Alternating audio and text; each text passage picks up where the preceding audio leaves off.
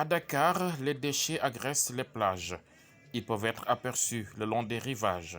Si ce spectacle, qui s'offre aux promeneurs, n'est pas du tout beau à voir, il ne constitue hélas que la partie visible de l'iceberg. Les fonds marins sont encore plus envahis par les déchets. La mer est trop agressée, trop agressée, parce que vu que le comportement des gens, vous voyez les gens quand ils boivent de l'eau, une chasse d'eau, ils le jettent automatiquement en mer. Quand ils vont à la plage, ils prennent de la boisson, des canettes, des sachets plastiques.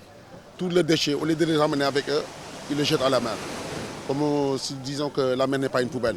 On a remarqué qu'il y a beaucoup de déchets au niveau des fonds marins dus aux déchets anthropiques. Ça veut dire que ce sont des déchets ménagers qu'on retrouve au niveau des fonds marins.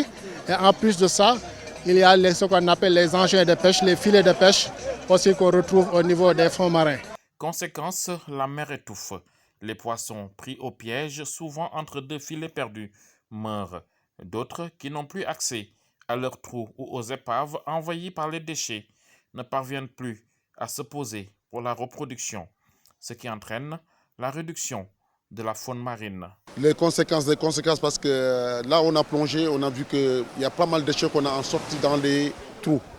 Les trous, c'est là où ils habitent les poissons, dans les épaves aussi. Là où habitent les poissons, les épaves. Vous voyez une épave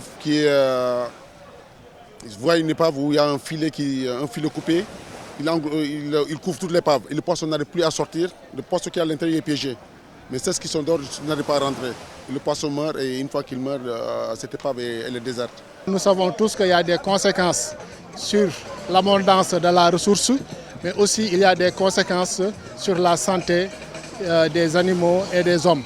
Donc, raison pour laquelle aujourd'hui, même les pêcheurs ont remarqué que ça commence à prendre de l'ampleur et que ça a des conséquences sur leur travail. Des conséquences néfastes dans la mer, donc, qui peuvent empêcher la production des poissons et aussi peuvent empêcher le bon développement aussi des espèces. Donc, et peuvent aussi entraîner aussi à ce qu'on appelle des poissons qui peuvent aussi entraîner de la rarification des poissons. Donc aujourd'hui, l'Union nationale des plongeurs du Sénégal s'est engagée dans le but de nettoyer la mer pour permettre le développement des poissons et aussi participer au bon développement de l'environnement. C'est conscient des risques que l'Union nationale des plongeurs du Sénégal a initié une journée de nettoiement du fond marin. Une journée qui a permis de débarrasser de la mer pas moins de 5 tonnes de déchets, juste en 3 heures de plongée. En tant que pêcheurs-plongeurs, avec nos manques de moyens et peu de moyens, on a obligé de faire une journée environnement nettoyage fond marin qu'on vient de débuter ici à Thiaroye. Et Inch'Allah, on a un programme de continuer à faire. On a estimé environ 5 tonnes, 280 kg de déchets, même de plus. Même de plus, parce qu'il y a des ferrailleurs, il y a des filets, il y a des plombs et il y a plusieurs sortes de déchets. Vous voyez, on a plongé 3 heures de temps sur une superficie de 1 km pour 3 heures de temps seulement de plonger. Ça veut dire que la mer, il y a trop de saleté. Les responsables locaux qui saluent cette initiative invitent les populations et les pêcheurs à préserver davantage la mer.